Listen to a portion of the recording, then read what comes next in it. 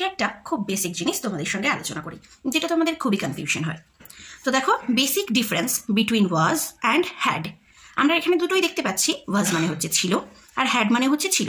কিন্তু আমরা এটা গুলিয়ে ফেলি যে ওয়াজ কোথায় ব্যবহার করব আর হ্যাড কোথায় ব্যবহার করব। তো দেখো, ওয়াজের এখানে লেখা আছে স্টেট অফ বিং, মানে কি কোনো অবস্থার ক্ষেত্রে ব্যবহার করব। আর এখানে দেখো হ্যাডের এখানে হচ্ছে পজিশন, মানে হচ্ছে কোনো অধিকার বোধে ব্যবহার করব। তো এত জটিলতায় আমরা যাব না, আমরা ভীষণ সিম্পলি ভাবে এটা দেখব। দেখো কি বলছে, আমি ঘরে ছিলাম। প্রথম ওয়াজের ব্যবহারটা আমি বুঝিয়ে দিই। আমি ঘরে ছিলাম, ভীষণ easy. I was in the room. I was in the room. কেন এটা was ব্যবহার করেছি, had ব্যবহার করিনি, এটা একটু পরে তোমরা বুঝতে পারবে। সে বাসে ছিল। He was on the bus. এখানে বলে রাখি অন দ্য বাস হয়েছে, কেন ইন দ্য বাস হয়নি। যদি এই বিষয়ে তোমাদের কোনো কনফিউশন থাকে তাহলে তোমরা আমাকে কমেন্ট করতে পারো, আমি তোমাদের ব্যাপারটা পুরো ক্লিয়ার করে দেবো। আচ্ছা, নেক্সট দেখো, রাম ছাদে ছিল। তাহলে কি হবে, Ram was on the roof. Ram was on the roof, Ram ছাদে ছিল। এবারে তোমরা ডিফারেন্সটা বুঝতে পারবে। দেখো, এখানে যাদের কথা বলা হয়েছে, আমি ঘরে ছিলাম। আমার কাছে কিন্তু কোনো জিনিস ছিল না, আমি ঘরে ছিলাম। সে বাসে ছিল, মানে সে নিজে কিন্তু বাসে ছিল, সেই ব্যক্তিটা। রাম ছাদে ছিল, এখানে রামও একজন ব্যক্তি যে নিজে কিন্তু ছাদে ছিল। এবার হ্যাড আমরা দেখি কোথায় ব্যবহার করি, তাহলে ব্যাপারটা আমাদের আরো ক্লিয়ার হয়ে যাবে। আমার কাছে একটি পেন ছিল। তো আমার কাছে দেখো একটা জিনিস ছিল, তাহলে কি হচ্ছে, আই হ্যাড আ পেন। ব্যাপারটা ভালো করে বোঝো। ব্যাপারটা হচ্ছে বলছে জিনিস ছিল। পার্থক্য এটাই, যখন সেই ব্যক্তিটি বা সে নিজে থাকবে তখন সেটা হবে ওয়াজ। কিন্তু যদি তার কাছে, সেই ব্যক্তির কাছে কোনো জিনিস থাকে, কোনো অবজেক্ট থাকে, সেখানে আমরা হ্যাড ব্যবহার করবো। নেক্সট একটা সেন্টেন্স দেখো, তার কাছে একটা ঘড়ি ছিল। দেখো, তার কাছে একটা ঘড়ি ছিল, সে কিন্তু নিজে একটা ঘড়ি নয়। এখানে যদি আমরা ওয়াজ ব্যবহার করতে চাই তাহলে কি হবে, যদি আমরা লিখি হি ওয়াজ আ কাইট, তাহলে এটার মানে কি, সে ছিল একটা ঘুড়ি, সে নিজে একটা ঘুড়ি ছিল। তাহলে এই সেন্টেন্সটা কি আমাদের ঠিক? এটা আমাদের ঠিক না। কি বলছে, তার কাছে একটা ঘুড়ি ছিল। এই যে কারোর কাছে কোনো জিনিস আছে, এটা বোঝাতে গেলে আমাদের হবে হ্যাড। তাহলে হি হ্যাড আ কাইট।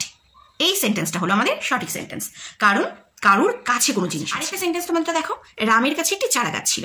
রামের কাছে একটি চারা গাছ ছিল। দেখো, রাম কিন্তু চারা গাছ নয়, রামের কাছে আছে, মানে কারোর কাছে কোনো জিনিস আছে। তাই আমরা এখানে কি ব্যবহার করব, একদমই ঠিক, হ্যাড। তাহলে কি হবে, রাম had a plant. এইবার তোমরা ডিফারেন্সটা আশা করি বুঝতে পেরেছো। তাও একবার রিক্যাপ দিয়ে দিই। কি বলছে ব্যাপারটা, যদি কেউ কোনো জিনিস থাকে, যদি নিজে কিছু থাকে, যেমন সে নয়, ধরো মা রান্নাঘরে ছিলেন।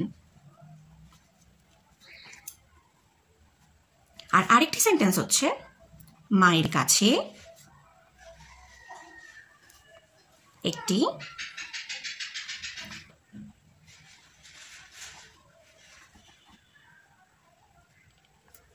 তাহলে দেখো, মা রান্নাঘরে ছিলেন, এখানে কিন্তু মা নিজে রান্নাঘরে আছেন, তো ব্যক্তিটি রান্নাঘরে আছেন। কিন্তু এখানে দেখো ব্যক্তিটি নেই, ব্যক্তিটির কাছে কোনো জিনিস আছে। পার্থক্য এটাই, যখন ব্যক্তিটি কোথাও থাকবেন সেখানে আমরা ওয়াজ ব্যবহার করব, আর যখন ব্যক্তিটির কাছে কোনো জিনিস থাকবে তখন আমরা হ্যাড ব্যবহার করব। তাহলে কি হবে, mother was in the kitchen.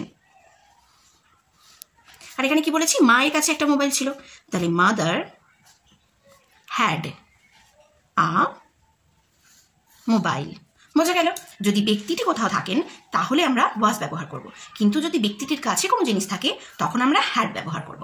যদি তোমাদের বুঝতে অসুবিধা হয় তোমরা ভিডিওটা বারবার করে দেখতে থাকো, তোমাদের কাছে অবশ্যই এটা ক্লিয়ার হয়ে যাবে। আচ্ছা, তোমাদেরকে আমি বেশ কিছু এক্সারসাইজ দিচ্ছি, যেটা তোমরা আমাকে কমপ্লিট করে কমেন্ট সেকশনে জানাতে পারো। তোমাদের ফার্স্ট হচ্ছে, আমার কাছে একটি সাইকেল ছিল।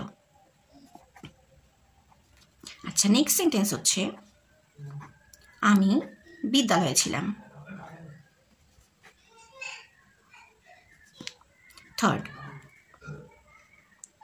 অতনু বন্ধুর বাড়িতে ছিল।